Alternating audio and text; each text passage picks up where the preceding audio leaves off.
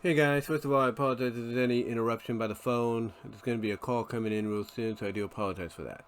But I wanted to come on here next and talk about our next subject, put Sonic's, shipping, if you will, romance, and that is Amy Rose. Now, of course, there is a division, if you will, when it comes to those who think Sonic should be with Amy and Sonic should be with Sally or somebody else. But mostly it's Sally and Amy that the device about.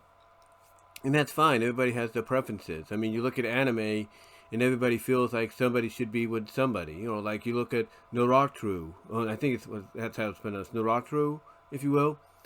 They look at him and they think, well, he shouldn't be with that character. He should have been with Sakura, or I think that's her name, Sakura, or Sakura, if you will. They feel that he should be with her and not this other character, and so on and so forth. You know, people believe that in One Piece, Luffy should be with Nami, and believe it or not, people think Robin should be with Chopper, or at least age up Chopper, so that could happen, or whatever the case may be, and so on. Heck, I talked about Yu-Gi-Oh the other day, and the obvious thing between Yugi and Taya, Yugi slash Atem and Taya, and Joey and Mai, and it's like, okay, fine. It's like, they have the preference. They want to see these ships happen, or at least they want some kind of official indication that it happens. I mean, Pokemon, same thing, Ash and Misty, and so on. So everybody's going to have their preferences no matter what. But when it comes to the Sonic franchise, as one person put it in a video they did, the Sonic fans, I'm being one of them, we're just built differently.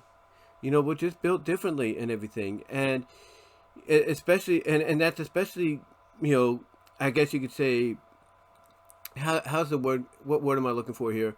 That especially goes for romance. Basically, that especially is very telling when it comes to romance, because with Sonic, it's like, well, we know Sega wants him to be a free spirit and everything, do his own thing, and that's fine. But when you license the show out, or license your franchise out to be made into a comic, or you license it out to be made into an anime, or an anime right there in Japan, or a Western animated show, here in North America, when you're licensing it out to be made into something like that, you're pretty much giving consent, as much as you may not want to admit it. You're giving consent to the people, to the distributor, to the creators of the comic or the show, to do whatever they want. To kind of basically go in directions that normally you wouldn't allow. I mean, when they did Sonic Boom and they did Sonic Prime, here on the West Coast, or here in the Western Hemisphere, they basically alluded to the fact in both Boom and Prime, mostly Boom, a little bit in Prime, but mostly in Boom, that there was something there between Sonic and Amy, and that was obvious. That was very obvious. And even when they did the anime Sonic X, even though Amy was pretty much written to represent what she was like in the games at that time, they still wrote her in a very character developing way, to where even though she still retained all of that, personality of gushing over, wanting to be with Sonic and all that, she pretty much was, developed as a character to, kind of be more mature, like be more, accepting, and more like opening her eyes to realize, okay, what can I do to try to get this guy to realize I like him more than just as a friend, And that was our neighbor's car out there. I don't know what that was, but it's like, what can I do to basically get this guy to, see me as more than a friend? And then we see what she does in some of the final episodes of Season 3, the last season of Sonic X. And, well, there you go. But like I said, you see these dynamics. And Sonic Boom, along with the final season of Sonic X, but mostly the final episodes of Sonic X, and then mostly with Sonic Boom, you kind of see, a side of Amy that, is more accepting by the fans as somebody that could be Sonic's love interest. You see, the maturity. You see the growth in the character. You don't see her being, I guess you could say, you don't see her being, like she was, previously. Like she was previously. Again, I go back to the video and hold on for a sec. While I look at, yeah, like I said, going back to the video I mentioned by Kiro Talks. That's Kiro, Kiro Talks. They basically were doing a video on the differences between the original Sonic Generations game and the Shadow version that came out. And they basically talked about some changes that have been made, design-wise as well as scene-wise and dialogue-wise. And one of them, of course, was Amy. How in the original, Amy was basically the Amy we pretty much knew for a time, wanting to gush over Sonic, kiss him, even though he didn't want it and stuff like that. To now, she's more like, okay, it's still there, but she's more like toned down. She's more matured in her mannerisms. Like, she's not so gushy and everything. I mean, she's still gushy and everything, but not as like she used to be. And although people might be critical about those changes, it's to a lot of fans that want to see her and Sonic together, it kind of makes sense. Because even longtime Sonic Amy fans, whether they want to admit this or not, they probably feel it's a change for the better, because now what they want to see is more of a reality, or could be more of a reality as time goes on. And again, like I say, you see this in Sonic Boom. You see it somewhat in Sonic Prime. You see it, not so much, in Sonic X, but you kind of see the developing phases of it, at the end of the series. So you're seeing all that. You're seeing all that, and and what you're seeing is a development of a character that, you've been wanting, since the beginning to be with Sonic, and now she's being developed into, the kind of character that you could realistically believe Sonic would go for. And it's true. I mean, even IDW has done a good job with her, has done a decent job with her. I mean, yeah, one person pointed out, I think it was SG Wolfie, he pointed out in his review of one of the issues that, and I think it was the 75th issue, he pointed out that when she saw Sonic and she, like, broke through, I think, the plastic casing or whatever it was that was between her and Sonic, or between her and the Tails, between her, Tails, and everybody else and Sonic, that she broke through, and then she was hugging Sonic, saying how much she missed him.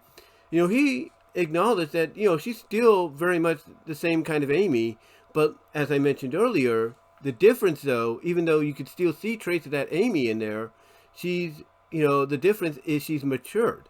She's, more of that Amy that, again, fans could believe Sonic could, fall for, he could go for. And there's no denying that whatsoever. There is no, denying that or getting around that whatsoever. You could definitely see it. You look at Boom and the way she reacts to Sonic, and everything. It's not like, she's so forgiving or being like, oh, he's just joking around and all that. No, she calls him out on his stuff. She calls him out on his stuff there. She calls him out on his stuff in IDW. She calls him out on his stuff in Prime. Heck, she even calls him out on his stuff in Forces and in Frontiers. And that is a stark difference between what she was before and what she is now. And what she is now is what a lot of fans would consider somebody, even as I mentioned earlier, a lot of longtime Sonic Amy fans would consider somebody that could potentially be, with Sonic, that Sonic could go with and be like, hey, I like her. I'm going to try to ask her out. Maybe we can start something. That's how fans kind of view it now. And whether you like it or not, it is probably, for the better. It is probably, if not more than likely, the best, for the long term, if you will. It's for the better, as we speak, and, probably the best for the long term. And I like that because, look, I've always been a fan of Amy. I mean, I liked her presentation in Sonic X. I mean, yeah, she was still Amy Rose from the games, but you could see that maturity level start to slowly seep in, throughout the show, mostly towards, like I said, mostly towards the end of season 3, and everything. You start to see that maturity level kind of seep in, more so than anything. And I appreciate that kind of stuff. And then when you look at the other incarnations, you look at Boom, you look at, Prime, you look at IDW, heck, you look at the later issues of Archie, pre-reboot and post-reboot, and you don't see it as, you do see it, but it's not as prevalent. I mean, yeah, post reboot, she's still kind of, gushy over him and everything, but it's not as prevalent. What you see in Archie's post reboot of the book pretty much is the precursor to what we would see in IDW, to what we would see in Frontiers, to what we see in Forces, to what we would see, in Prime and in Boom. That's pretty much, pretty much what you saw in the post reboot is, a precursor to, to that Amy. Because again, she was acting more like she still had feelings.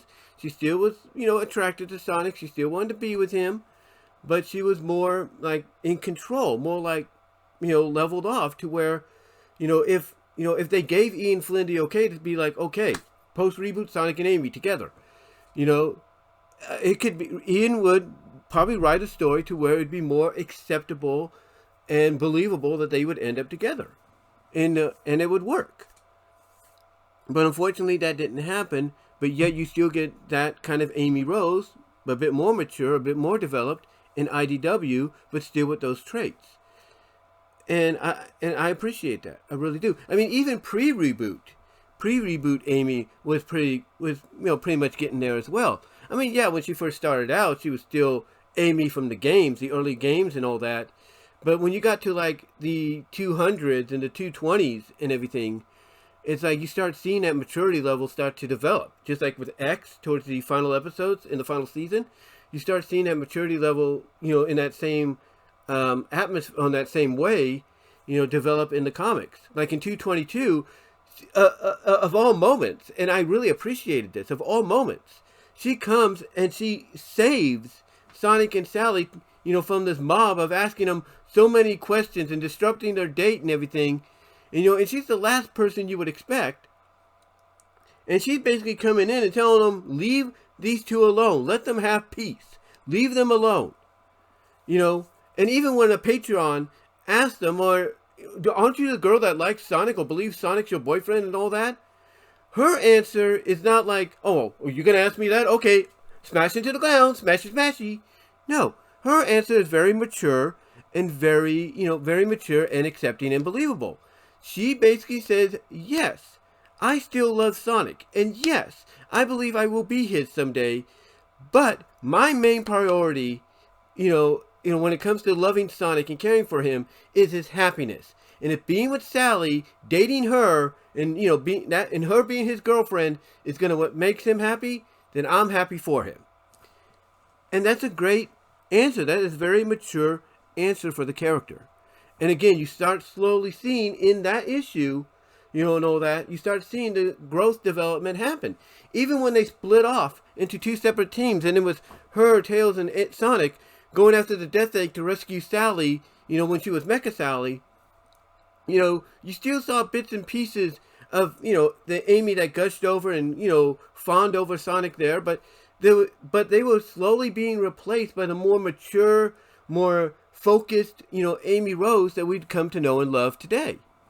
An Amy Rose that, yes, some people would say it's just Sally, but, and Amy Rose is, some would say, and they have joked about this, have said that the Amy Rose we get today is more like Sally in disguise.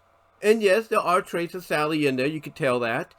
But again, you could see even in that, whole World Tour II, Death Egg, Mark II, Mecha Sally arc, whatever you want to call it, you start seeing, the maturity levels, that development overtake more, more of that, overtake more of, Amy's personality and overtake the gushing and the fawning over Sonic, which is still there, but not as prevalent. It's kind of like, put to the side and, allowing the character to grow and mature and focus on the bigger picture at hand. So I enjoyed that. I appreciate that. And again, it helped develop her, not just in the comics post-reboot, but and not just in the IDW books, but in the games, and in Boom, and in Prime, and everything, into what the Amy Rose is today. Because there are people that worked on the games, Ian Flynn being one of them, that took what he did with Amy Rose in post Archie, in the post-reboot in Archie, as well as in the later issues towards that post reboot, in the latter pre-reboot issues, took that characteristic development of Amy and brought it over to the games, brought it over to IDW, brought it over to the shows he would help write in and console on, like Prime and Boom. He brought that side of Amy Rose over, and people, like I said, have been more accepting about her as a character than ever before. And I think a lot of people would agree with that. Even like I said earlier, the long-time Amy fans that have been wanting to see Sonic and Amy together, Sonic Amy fans I should say, that have been wanting to see them to get together from the very beginning. But yeah, overall, when you look at the dynamic between the two, nowadays, when you look at the dynamic in Prime, the dynamic in Boom, the dynamic in Frontiers and Forces, the dynamic, in the IDW comics, and the post-reboot comics, and even the latter pre-reboot comics issues that led into the post-reboot, you have to agree that this Amy Rose, in the interactions her and Sonic have, is more believable of them being an item than ever before. And who knows what Jeff Fowler and his writing crew for Sonic 4 has planned, come Amy and Sonic in Sonic 4. There are rumors it's going to be a romantic comedy, but is that entirely true? We'll have to see. Sega still has to give the final okay on the script. And if they see something in there that doesn't feel like it's going to, represent Sonic, even in a romantic comedy way, the best, they're going to tell them to go back and rewrite it. But that's all I can really say on Amy Rose here. I know this is a lot longer than Sally's, but yeah, just wanted to get that all out there. And now we're going to move on to our last one. And this one is another ship fans have been wanting to see happen. And even IDW has been hinting at it a lot. Well, not as much, but they have been hinting at it at times as well. And that is the ship known as Son A's, aka Sonic Blaze.